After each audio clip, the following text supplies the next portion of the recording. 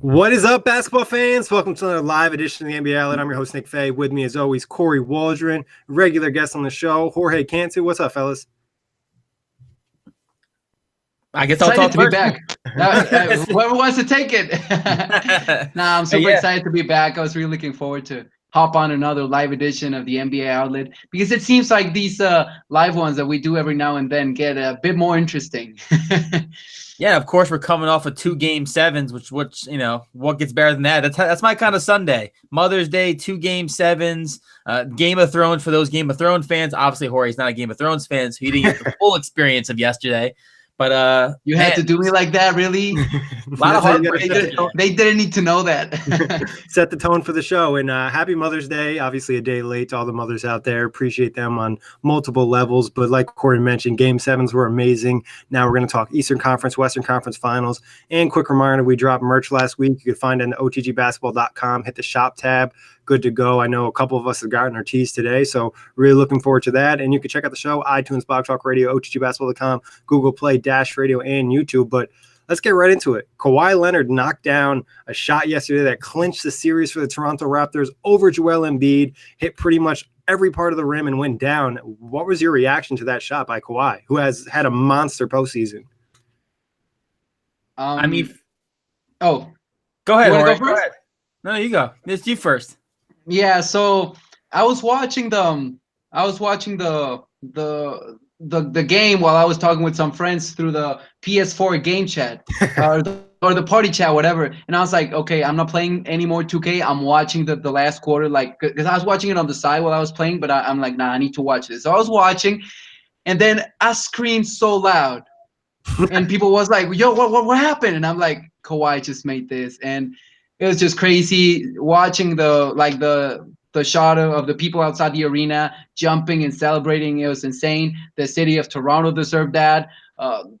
It was just a magical moment. Super sad for the Sixers, of course, but I mean, Kawhi does it again.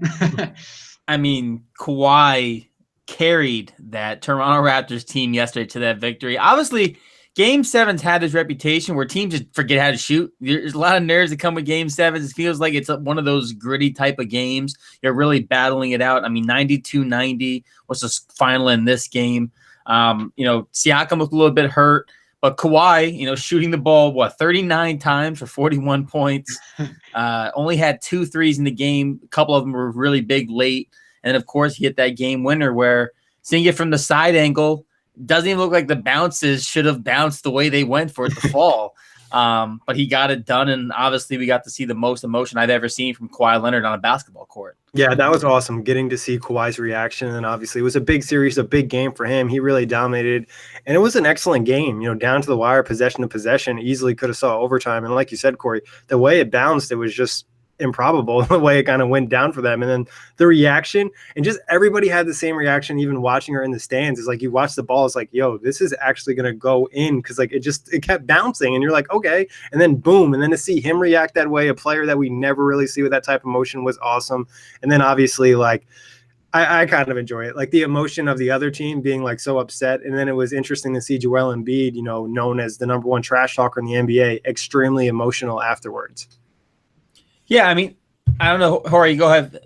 I got big thoughts on Embiid. Well, I don't have much to say. It's just that it just really shows how much Embiid cares.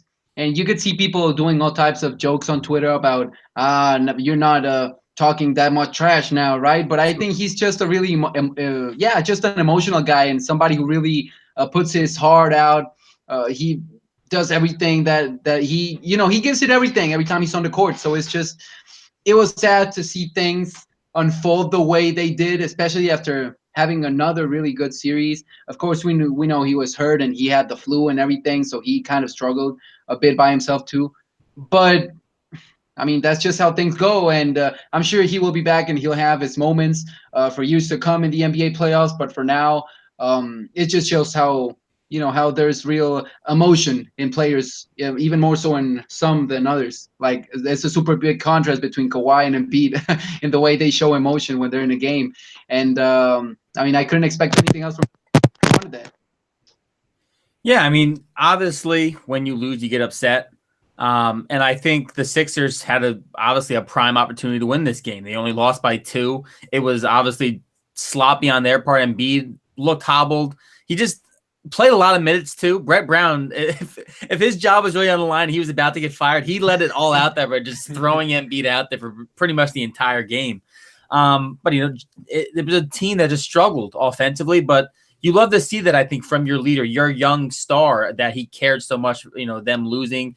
The Marcus Gasol, him and Embiid meeting up after the game and them talking a little bit, and Embiid, crying with his girlfriend in the tunnel. I like that from a player. I cried after my Little League conference final game. We lost. I cried in the dugout. I was distraught. That was my last year. It's like, they're going to come back. Every great player has these teams or has these playoff struggles where they can't get over the hump. Sometimes they're like Chris Paul, they never get over the hump. But more than times than not, if you're one of these young stars, you get over there eventually. And I think we're going to look at these years where they struggled against Boston last year, the Bucks this year, that this is all going to be really good for the Sixers core of Ben Simmons and Embiid. Obviously, we don't know what happens with all these free agents now going into the offseason. Yeah, there's a lot of talk about that, and to make Kory feel better, I missed the game winner in 7th grade, and I cried about it afterwards. So, I think the one thing with Embiid that obviously you love to see the emotion. I just hope he remembers this next time he's talking trash so much, before and after the game, especially because, to be honest, he didn't come up big in Game 7. He had 21 points. He shot 6 of 18. And he didn't manage his health properly. And whatever you want to say, is it immune system or whatever, he wasn't necessarily physically or mentally prepared for the series, and he needs to improve. And I hope he takes that emotion and has a bigger season next year to kind of push him to the next step. But overall, Kawhi Leonard was the best player in the series. And do you guys think Kawhi has been the best player in the postseason? Probably the most impactful player. I mean, Kevin Durant would like to argue. But Kawhi, he's just been a beast. The fact that he's been able to score as much as he has, as efficiently as he has, is just, I think, the most outstanding thing from this year's playoffs. Because we almost forgot how good Kawhi is, or at least I did. I wasn't really expecting him to come up this big. I knew, of course, he was going to be the leading scorer and everything, and just be good, but him being this good and delivering so many really good moments for the team is something I personally didn't expect to happen. I mean, I see him as the most impactful for the reason being that I think if Kawhi's not there, the Raptors may not even win a game in this postseason. It's just one of those things where his impact is so much bigger. Obviously, the Warriors didn't have Durant in Game 6, but they were still able to win because they have great players. Obviously, completely different talent spectrums between the Raptors and Warriors. But I feel like Kawhi's just, they don't win Game 7 with that. They don't probably. He had 243 points total scored in this series. I mean, the last guy to do anything close to that was MJ. Exactly. He's been on a tear, and I think he'd probably be the most impactful player. Maybe Antetokounmpo was a close second, but he was incredible this series. Yeah, I'd probably say Kawhi's been the best player. I think the fact is, Kory brought it up. KD was out. The Warriors still won Game 6 against a Rockets team that's really good. Kawhi has carried this Toronto team for a while, especially after Siakam injury. Siakam hasn't really been probably 80 or 90% since that calf contusion or whatever it is. And he's hit not only knocked down a lot of shots, he's hit a lot of tough shots. It's not like he's just knocking down wide open looks. He's knocking down fadeaways inside the paint or whatever it may be. And obviously defensively, he's still having a huge impact. So I would say it's right up there. It's between obviously KD, Kawhi, and Giannis for that top spot right now. Interesting. All of them are small forwards. There's a really, really tough small forward battle, for the position. And with LeBron not even making the playoffs this year, it really makes you think about it. How are you ranking the small forward, the small forwards coming into next season? It's going to be a very, very interesting debate that can go many different ways. And I mean, Jack and I kind of mentioned this on the Brooklyn Buzz when we were talking about Nets needs. You need a really good wing defender that can guard that small forward position, somebody who's in that 6'7", 6'10" range, because you can't slow these guys down. You're not going to win. You're not going to beat them, especially in a 7-game series. Yeah, no, definitely. It's the most important position in basketball right now with the positionless basketball that they play so often. Now, anything else you guys want to mention on the Sixers-Raptors front?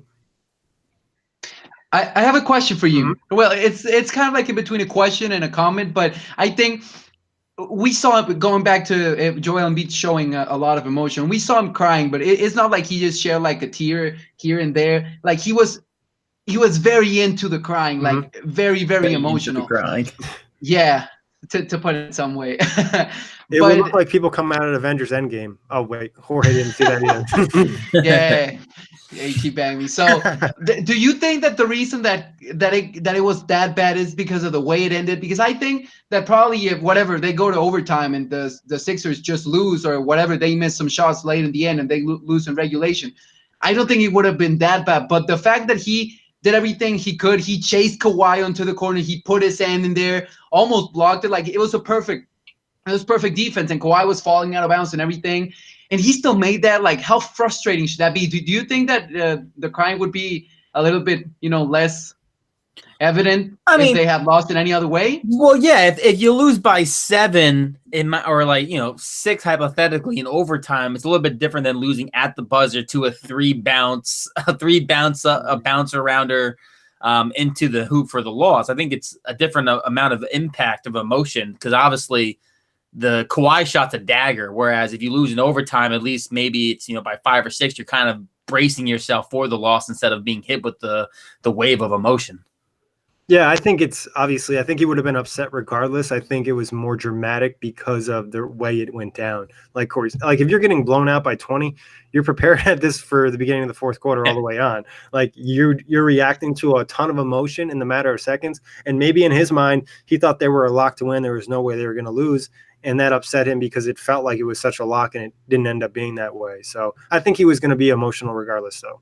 Yeah, kind of like my point was that I think he felt truly powerless, that there was not anything he could do because he did everything that he could in that, like, given the situation and how things were going down at the end of the game, he did everything that was, that he could at that moment. He contested the shot perfectly. Kawhi was falling. He did what he wanted. He forced the Raptors into a bad shot, which was, I think, the only purpose for the Sixers coming out of that timeout. And it still went in. Like, I think that's what really made him show that much emotion, and I just can't think of. I don't want to know what that feels like because it's just feeling powerless. And I think some of it's just like feeling that type of loss, like he hasn't dealt with that yet really in his career. Like last year they got knocked out by Boston in 5 games, and it was just like, all right, we're going to lose the series. We're down 3-1. We don't really expect to win. This one's game 7. We just had a big game 6. We pushed it forward. Now, like, oh, we can win this. Like, this is our year to win a chip. We have like this team. And I think expectations play a part in it too, because you make the argument they'd have the most talented starting 5 in the Eastern Conference. Yeah. So but again, you put that all together in the middle point of the season and your bench is still lacks the 3-point shooting spacing you really need in today's NBA. It's problematic. The expectations, which is probably, as of right now, is supposedly going to cost Brett Brown his job, a little bit unfair, to say the least. Yeah, I think it's tough. I think it's tough to fire Brett Brown for that. And I don't think he did a bad job this postseason. I think last year he had his issues, but this year I thought he did fine. Like, a lot of it was just on the players not playing amazing.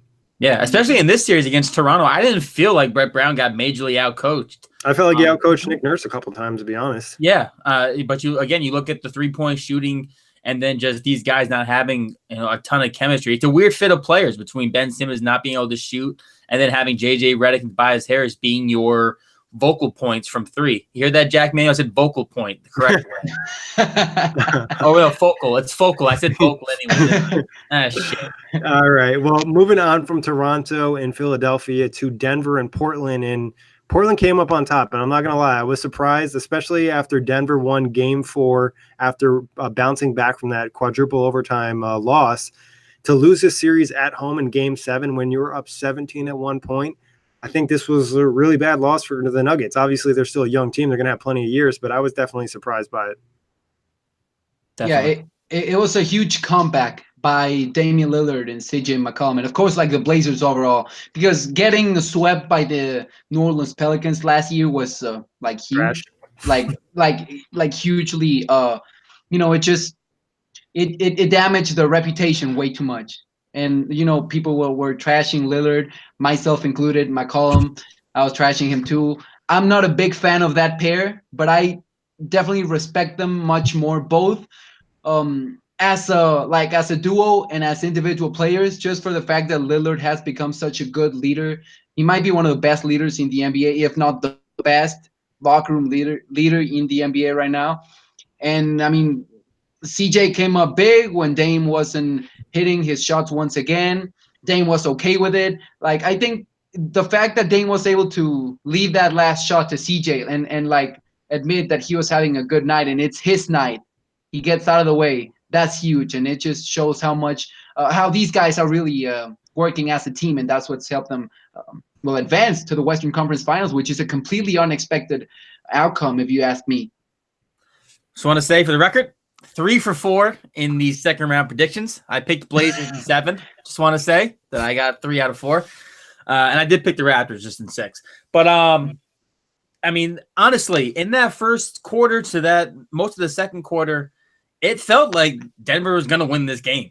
They were up by as many as 17. They came out of the gates hot. As you mentioned, Lillard was ice cold in the first half. Basically had Steph Curry's Game 6 performance in the first half where he wasn't hitting shots, was 0 for 5. Was still facilitating and being aggressive, but it was really CJ McCollum just kind of keeping the team near striking distance. And then in the second half, CJ had a crazy third quarter run. You started to see Denver missing shots. Jamal Murray was really bad, which has been the story all playoffs, all year for Denver, is when Jamal Murray's good, they're good. When he's not, they're not so good.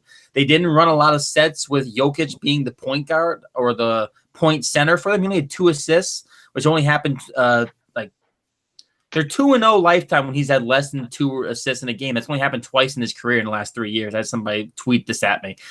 He had a win over the Lakers in 2017 and the Timberwolves this past year were the only 2 games where he's had less than 2 assists, which is weird for a Game 7. But McCollum was great. Lillard was great late. And we saw that game winner, and Portland gets it done. Scrappy bunch. Losing Rodney Hood, which is problematic going into this. I think it's just a hyperextension, though, so I would But he said it was really bad, and he couldn't. I know that he was in a lot of pain still late last night. So sometimes when you hyperextend your knee, it feels immensely terrible. It feels like sometimes the reaction for them are worse than a major injury just because of what's actually happening to your knee. Not going to get scientific on you on here.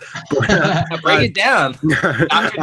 CJ McCollum was lethal. Like, Dame owes him a ton. CJ time. Because seriously, if they don't win that game, all we're talking about today is Dame Lillard choking in Game 7. Not even that, choking in that series almost. Yeah. He was pretty bad overall. Yeah, and like, you didn't show up Game 7. CJ was knocking down everything. Like, he was kind of having like a Kawhi type performance where he was hitting a ton of tough shots. Thought Mo Harkless came off the bench in the second half because I believe they started Zach Collins instead and went to Harkless coming off the bench, and he had a major impact with some of the offensive rebounds. And then a couple plays they got from me. Jamal Murray, after he threw down that dunk, I can't remember if it was the first half or the third quarter, he did not play the same after that because he had a quad injury the entire time. And then when you're going up for a dunk and trying to explode, you're pressing on that quad. He did not look good after that. And then the major play in the game, and I think this is what pretty much clinched the win for Portland, was around the 3-minute mark. Jokic, who's an elite decision maker, great passer, threw the pass to Dame Lillard. Dame Lillard on that possession knocks down the 3. Yep. And from that point on, they dug themselves, I want to say, in a 7-point hole or 6-point hole, whatever it may be. And that was pretty much a game. And so, you can say, Nick, that was probably the biggest play of Lillard in that entire second half was that steal and 3-point. Only hit 3 shots all game and had 3 steals, and that steal and that shot right there were monumental. And Evan Turner, shout out to him. He had a fantastic performance. Still not worth $17.5 million because I know a lot of people have been tweeting at my tweets saying this hadn't aged well. It's like, no, it's fine. He's still not worth $17 million. Yeah, it's like, okay, you can have one good game. It's not going to make up for it, bro. Like, exactly. So I read that he scored more points in Game 7 than he did in the rest of the series combined. Yeah, that's what Zach Lowe tweeted. Yeah, so I mean that's an outlier clearly. Another guy in Portland who I thought had a really nice game was Zach Collins. 4 blocks. Like, he had his impact in there. It wasn't just like a crazy impact, but I thought he provided good minutes, especially with Cantor being the less mobile of the two and, having ups and downs during the series. Good spark. They needed somebody off the bench with that spark because they played Miles Leonard for a little bit, but he's just really, he's trash. Realistically, he's just a little bit unplayable at this point. Yeah, and I think it's really good for Zach Collins to get this experience this early in his career because that kid can ball. I've been kind of like He's very young. fan. Yeah, I've been a low-key fan ever since he was drafted. And I like what he can do, and hopefully he can just keep growing in his game and become that that big man to pair up with Yusuf Nurkic that the Blazers would really be happy to get. In another area that Denver pretty much lost the game and they easily could have won if they knocked down the free throws. 28 of 39, 71% from the field. And then the three-point shooting from both teams was just atrocious. Portland was slightly better at 4 of 26. Denver was 2 of 19. Yeah. Like, you're just not going to win. I mean, and I think some of the expectations for Denver, and myself included, should be taken down a level because this is the first year they've been in the postseason with this group of guys. No, it's the experience. We mentioned it, a lot for this postseason run for them. I know that you in particular thought that the Spurs series was going to really help that game 7. I think it does. It still does help in the overall growth of these guys. But you can look back that this team just needed this experience because there were still a lot of young guys. Paul Millsap had the most career games. And he had in the worst game in that game 7. So, Jorge, you still there? Yeah, I'm still here. I think Kory froze. Yeah, Kory froze. It's okay. Yeah. But Millsap, I thought it's kind of, you feel bad for him because he's a vet. He's been in there. He's been the leader of this team. And to go 3 of 13 and have one of your worst performances at that point, that kind of just sucks. Yeah, you would expect more from him given he has all of this extra experience, like from those Hawk teams that got some playoff runs, and then he comes here and does this bad in the game 7. That's when you really need your bets to step up, because with the youngsters, it's a complete a coin flip pretty much, as we saw with Jamal Murray, that he just wasn't here. But I do want to say, hey Kory, you back? Hey boys. Lost power. We lost power. I don't have any power currently. Oh, look at that. Kory's coming up clutch using the phone. But yeah, like you were saying, Jorge, any final thoughts from you guys on the Denver-Portland series? I want to come up with something once again. Oh, go ahead, Jorge. Is it good if I go first, Kory? Yeah, I'm not the biggest, or let me rephrase this. I wasn't the biggest Nikola Jokic fan, and I know you might remember me saying some mean things about the Joker, but I think I'm getting a little bit more appreciative of what he does and what he can do and the potential he has. So I might tone down my hate a little bit on Jokic now. He deserves all of the love he gets. Yeah, he does. And I mean, he could have had a better game, obviously, in the game 7, but he'll grow from it. Kory, any final thoughts on Denver, Portland? Portland going to fight you until the final buzzer. Denver, love the youth still. I think Jokic is going to get even better, probably get in more shape. Because think about this. He'd had this crazy run this postseason, 4 or 5 triple-doubles, and he's not even that crazy athletic. I think his body is still going through the NBA development system, and I think he could be a real issue if he starts to develop some sort of stamina. Yeah, my mom was asking about him. Like, the other guys are all in shape, and I made her watch the game Mother's Day. I'm terrible, I know. But the other guys in shape, and I'm like, yeah, he's still really good. I wonder what he would be like if he was actually super fit. But on to just a quick touch on, we couldn't not have a show and not talk about Houston and Golden State and that, choke performance by the Rockets. So what was your reaction to that? Because I know I was very disappointed by them. Yeah, I mean, Chris Paul, he did what he had to do in game 7. I mean, in game 6, my bad, which is good to see given he didn't really do his part for the rest of the series. James Harden did his part. But I mean, Eric Gordon didn't get many opportunities to make the shots, the big shots he made earlier in the season. The rest of the role players, I mean, other than PJ Tucker, were neutral, not really as impactful as you wish they would have been in a game this big. And I expected them to capitalize on a game 6 that had no Kevin Durant. I pretty much had given up on it and was like, nah, we'll see a game 7 in Oakland with no KD and the Rockets, with this much momentum headed back home. But yeah, as you said, it's pretty much a disappointment. They couldn't capitalize on Steph Curry sucking in the first half. And I do want to quick plug to an article I wrote just 2 days ago, because I personally really, really like Stephen Curry. Yes, even though I'm a Heat fan, I really, really like Curry. And it was just great seeing him do what he does best. Stepping up when KD wasn't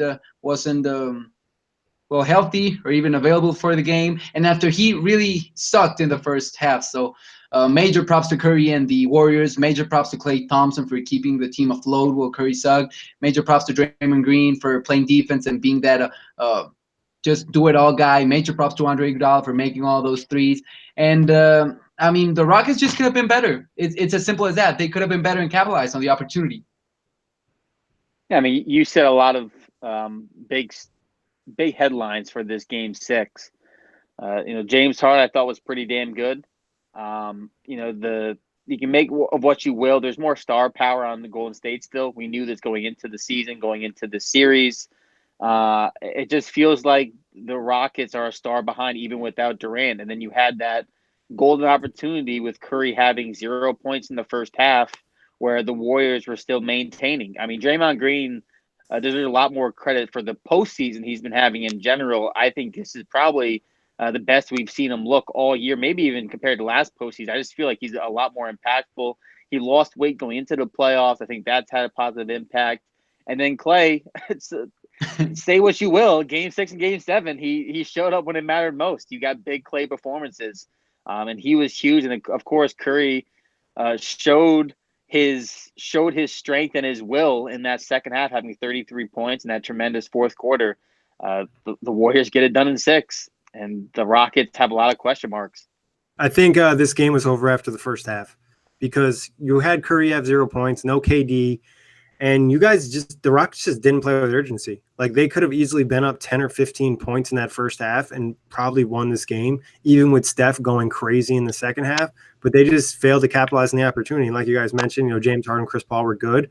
But the game that Eric Gordon is bad, they probably needed him the most. And then other guys in the series, like we've talked about before on here, Clint Capella, not really impressed with you this series. And just a lot of the other role guys just weren't good when they needed to be. And like Kory said, like, if you really look at the rosters, like Golden State is still more talented even without KD being out there. So I think they're just a player away, and I don't really see them getting that player anytime soon.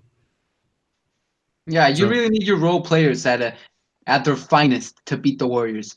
Aside from your stars or your superstar player having really good games, like Chris Paul and James Harden clearly had in Game 6, but the role players didn't show up. Clint Capella didn't offer much help, played 30 minutes. I think he had like a 10-point, 10 rebound game, but he struggles a lot outside of the paint, which the Warriors forced him out of there. And it's just there are a lot of question marks on that Clint Capella contract, on the future of the Rockets, on who Houston plans to surround Chris Paul and James Harden for years to come. And it will be really interesting to see what Murray or whatever. Yeah, the GM, the Rockets GM. Morey. What he comes up with this offseason, because it seems like he always has an ace under his sleeve. So I guess we have to wait and see. And let's just say, too, bad move by Chris Paul to poke the sleeping giant in Curry by not letting him use the court. You guys heard about this, yes, right? How he didn't let him get shots. I also heard that story was fake, like not fake, but it wasn't from Game 6. It was from Game 4. I heard someone else say. I never really found the true story, but it is funny still. It's funny. Either way, whatever game it was, with Curry getting first off criticized from the media, then there was the story with Ayesha Curry and her attention. I mean, Curry, that's still unnecessary. I get it. That's still unnecessary drama that Curry has to hear. And it's just another factor. You're in a playoff series. You're first off, Durant's hurt. You're struggling. You got this other story happening. Then Chris Paul is going to kick you off the floor. Like, it's one of those moments where, a guy like Curry can just have his shining moment. And that was that second half in Game 6, if there ever was one. And I love him walking in the tunnel afterward. He goes, "You gonna kick me off the court?" Like, kick me off the court again, boy. Yeah. It's true. I mean, you just don't really do that. And Golden State knows better than anybody because they did it to LeBron when they lost in the finals. They were saying Klay Thompson talking all that shit about him. So Chris, soft. It's a man's league. Yeah, that was just like, okay, Klay, like calm down. Like, you're a great player, but you're not on LeBron's level. But that's for another day. Yeah. So I was great for Steph, and we talked about it on this show. It was a legacy game for Steph, and it was a legacy game for James Harden. And I thought Harden was good, but Curry was better. Yep.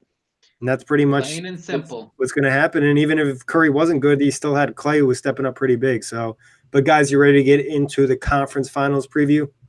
Let's get it. All right, so we'll start in the East. Obviously, Bucks, Raptors. What are some major storylines for you in this one? Oh, I have a couple of really interesting ones.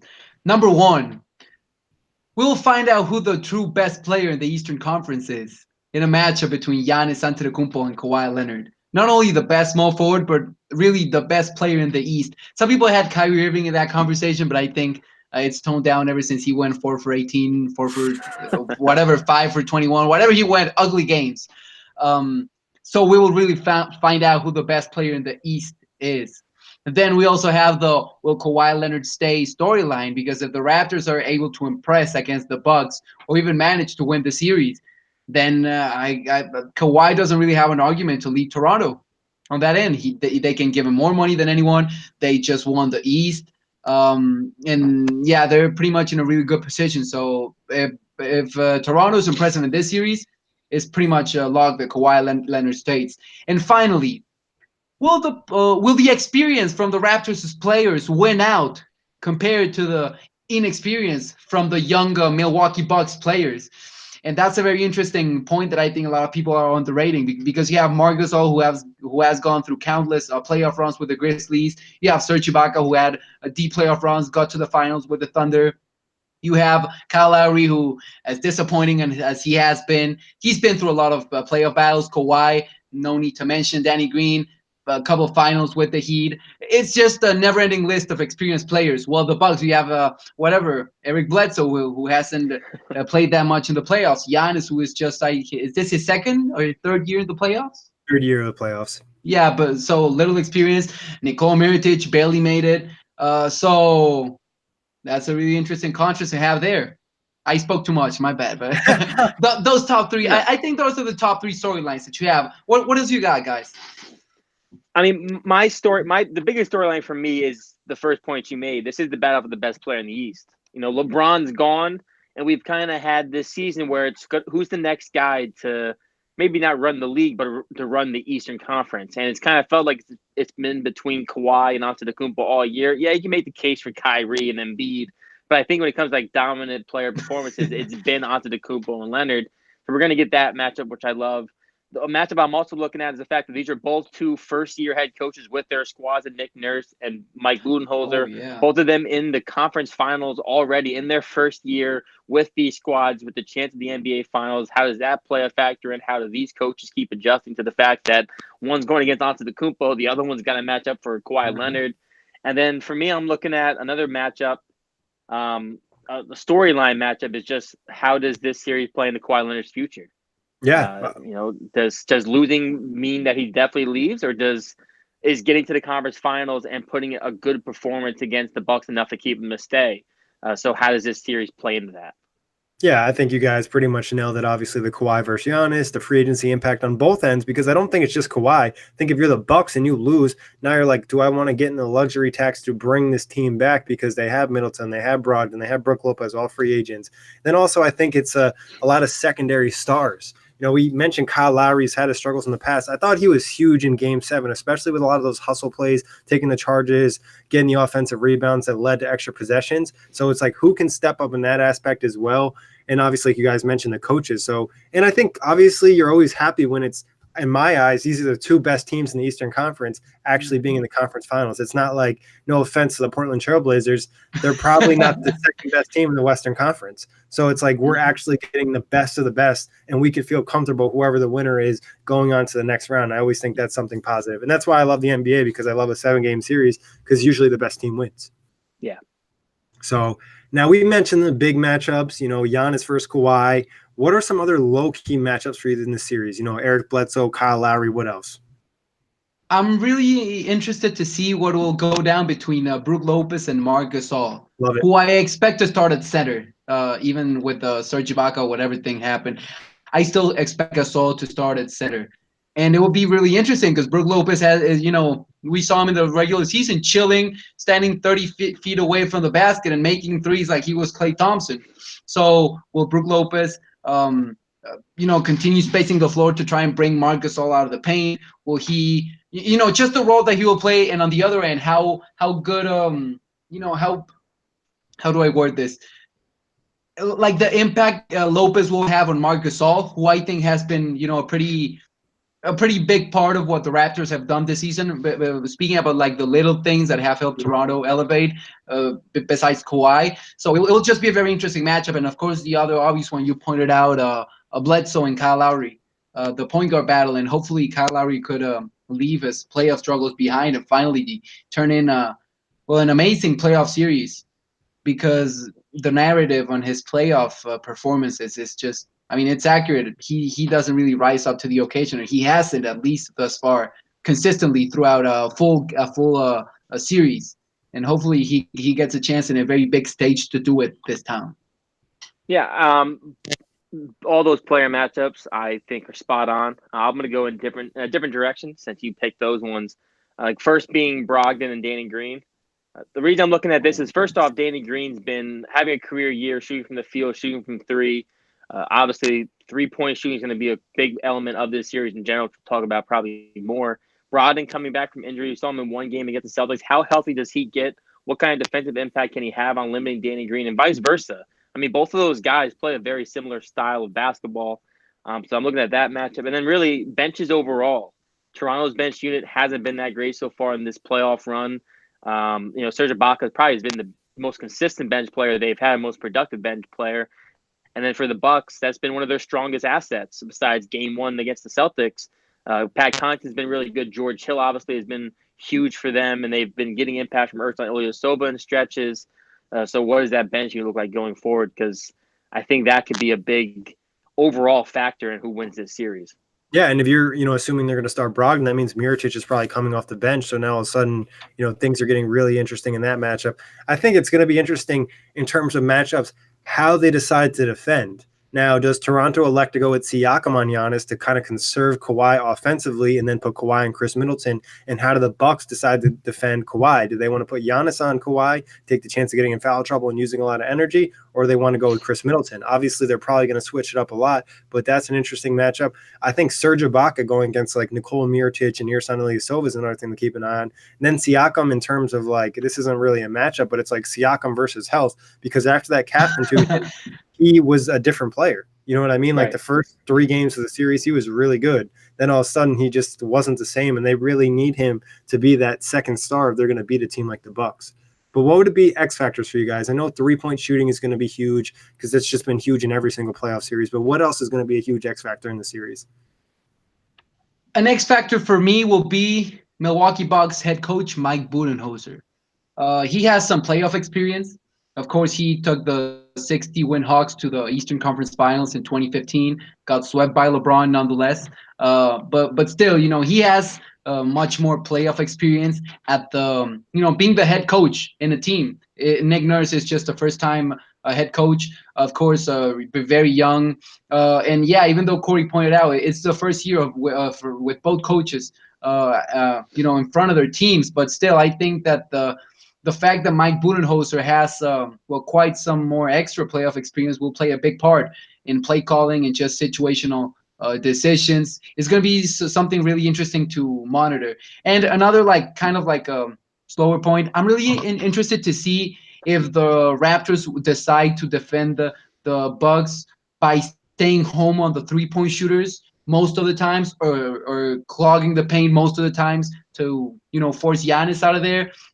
It's it will depend, of course, on if the Bucks are going to make their 3-point shots, but I think that approach that they'll take is also another interesting aspect to take a look at. One thing that really impressed me, and sorry to cut you off, Kory, was Toronto's defensive communications and rotations in Game 7 against Philadelphia. Obviously, that's something that you kind of get with an intelligent team, and that's going to be a big factor, I think, in this upcoming series. What do you got, Kory? I mean, I think rebounding is going to be a huge point of emphasis, especially for the Toronto Raptors, who I think have more size, at least at the center position, physicality for the boards. So can Toronto take advantage of being the better rebounding team? Obviously, with the Bucks having such big length at all these positions with Middleton, Antetokounmpo, Mirotic, Lopez, they do get their fair. And Bledsoe being almost a little bit of a bulldog in the paint at times. They're a decent rebounding team. I think that's a point where Toronto can kind of exert their will. And then just another – taking care of the basketball is crucial for both of these teams. I think Milwaukee wants to get out and run a lot more. Can Toronto limit the Milwaukee in transition, because I think Antetokounmpo is the biggest issue when he's in transition. I don't think there's anyone on the Raptors who can necessarily slow him down if they're out and running. So can they limit that? That might be it on my X. I mean, free throws are free throws, but that comes with limiting the transition. Yeah, and then kind of getting on Jorge's point, whoever does a better job of kind of slowing down the other team's star, because we know that's how kind of both offenses rely a lot on the main guy. And then I think because both teams have the ability to play really good defense, it's about finding ways to get easy baskets during the game. That transition, is that just getting, catching them on miscommunications, whatever it is, find a way to get yourself some easy points, I think is always a big factor in any playoff series. But what are your predictions for the series and not finals MVP, Eastern Conference Finals MVP? I expect the Bucks to win this series. I think in 6 games, might go to 7, but I think the Bucks win in 6. And of course, I expect Giannis to prove he's the outright best player in the East. With no disrespect to Kawhi and the super big things he has done thus far, but I really expect Giannis to come up big, and to help the Bucks close it out in 6. I've been toying with the prediction for this series all day because I'm borderline on the fence between it being 5 or 6 in favor of Milwaukee. 5? Yeah, it could be 5. This could easily be 5 games. I think this is not Boston. This is not Boston. Yeah, this is not the Celtics we're talking about anymore, Kory. I got a lot of question marks about Toronto generating enough points against Milwaukee's defense.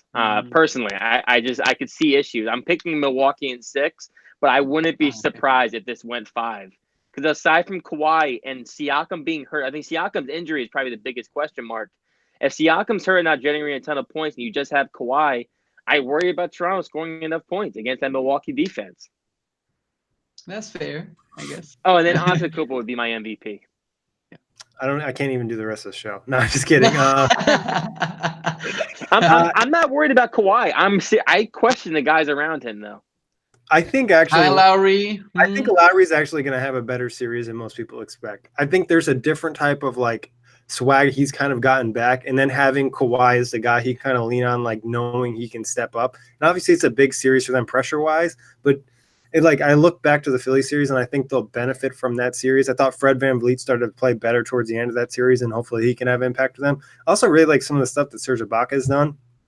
So truly, I believe the Bucks are going to win, but I'm going to pull a Kory here and stick to my guns. I've been rolling with Toronto since early in the season, ever since they kind of started dominating the East, and I went on a couple shows and I picked Toronto to go to the final. So I'm going to go with the Raptors in 7 and just go with Kawhi. I'll roll hard with that. And I like the experience they got, but I mean, personally, I think the Bucks are going to win, but my pick is going to be the Raptors in 7. A lot of it is going to depend on Siakam's health. I will think they're getting a benefit though, because they don't play their first game until Wednesday. So now he has Monday, Tuesday, no practice or anything. You let him sit, you let him rest. If he gets back to the level we saw in the first round of the playoffs, it's going to be a completely different series because he's that good of a player. Kory, you and Jack had him in the top 25 in terms of the player ranking. So if he's up there, he also gives you a rare body that no one's going to shut down Giannis, but he's a guy that could actually slow down Giannis because he's an athletic freak himself and has good size. I mean, I'll tell you right now, if Siakam's not healthy, this is over in 5. Siakam's health to me is the biggest X factor because they need his offense. They need him to be the second best player. Yeah.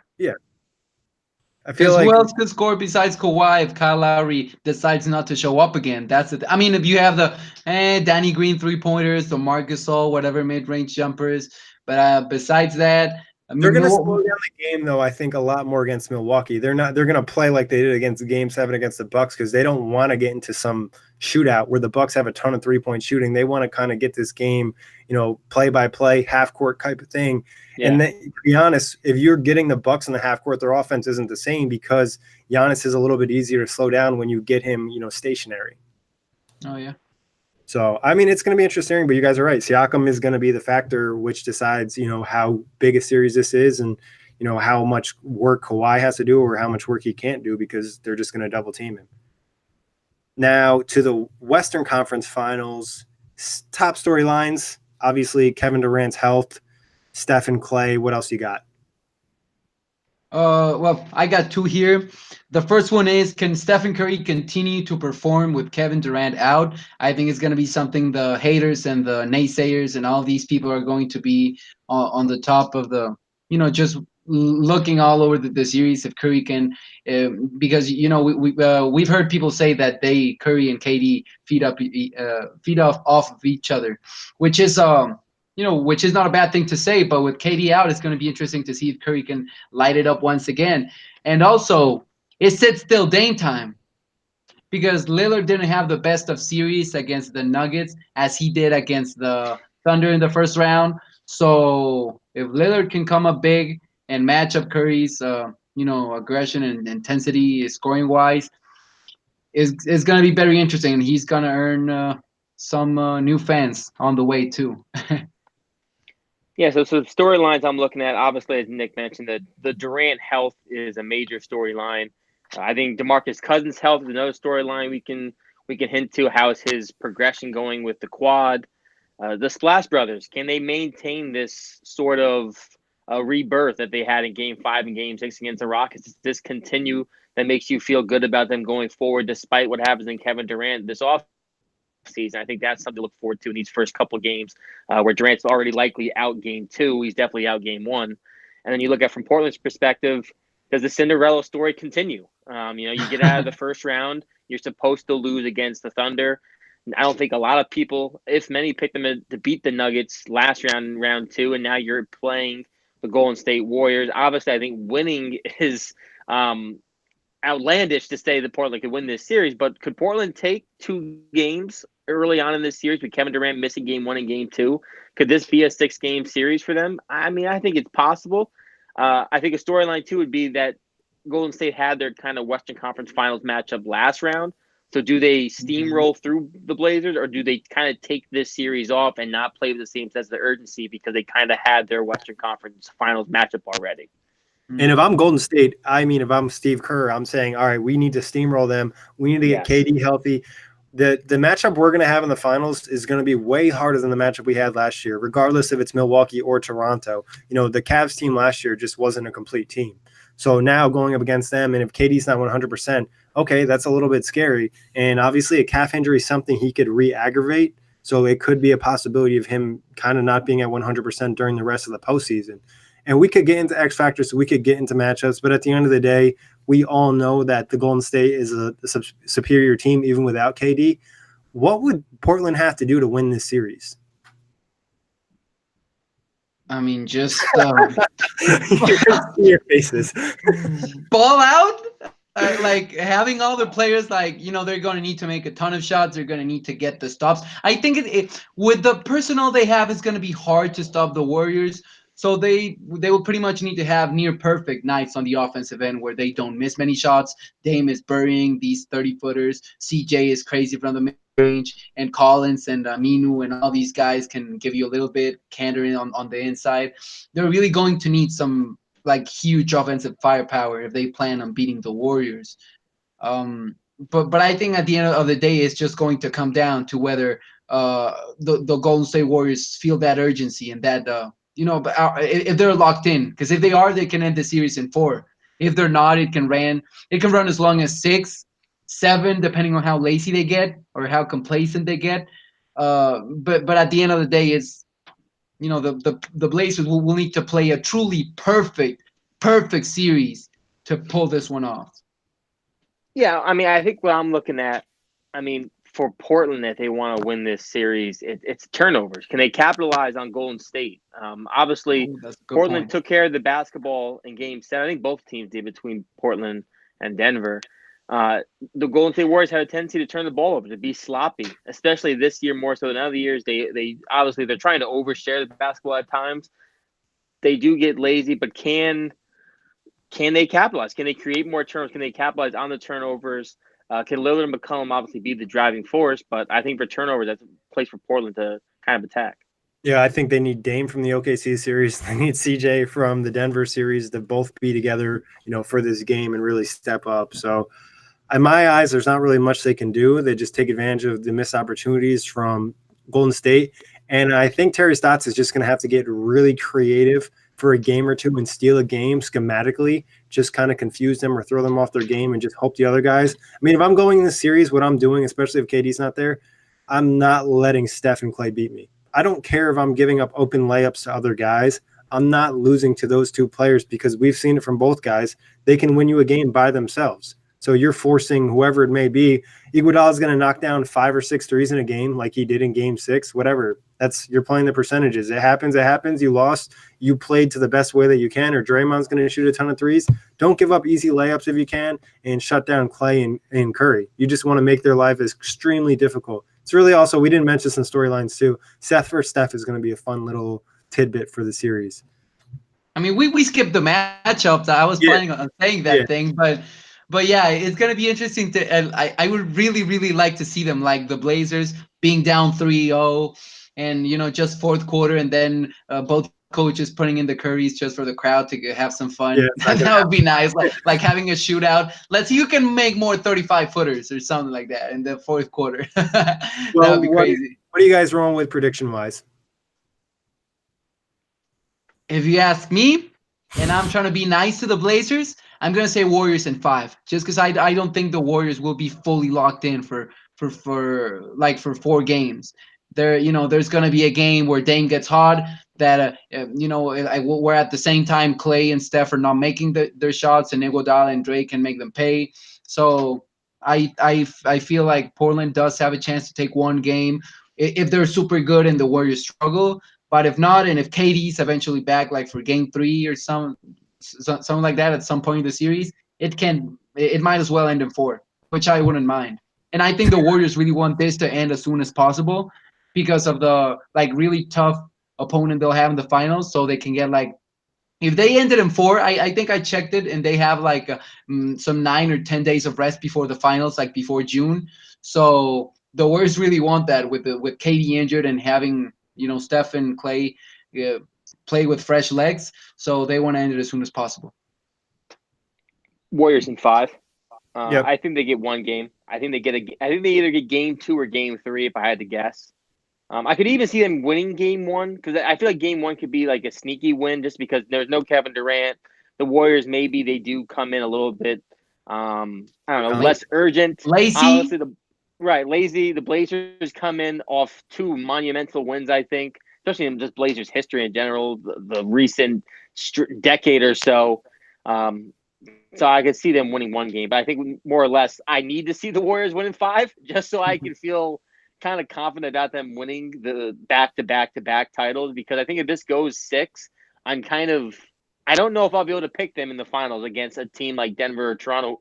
I mean, Milwaukee or Toronto, who maybe one of them gets hot. I still think right now in my gut, I have a feeling Milwaukee could pull an upset here in the finals with Durant being hurt and maybe a lack of urgency. I'm not positive yet. I'm not locking that in, but I need the Warriors to win in 5 so I don't feel that sense of urgency coming for a hot take. Warriors in 5. I think, Portland, like Kory said, will probably steal game 2 or game 3. Wouldn't be surprised if they steal game 1 because Houston could have easily stole game 1 from Golden State because they weren't really necessarily prepared. But I don't think there's really any doubt in this series that Golden State's going to win. Yeah, I agree.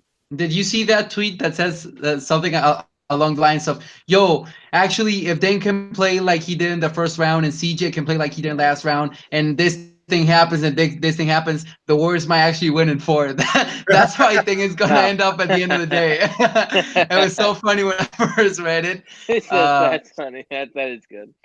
Yeah, so. Yeah, I mean, dude, they're going to make Cantor unplayable in this series. He's not going to really be able to play much, especially. Can't play him.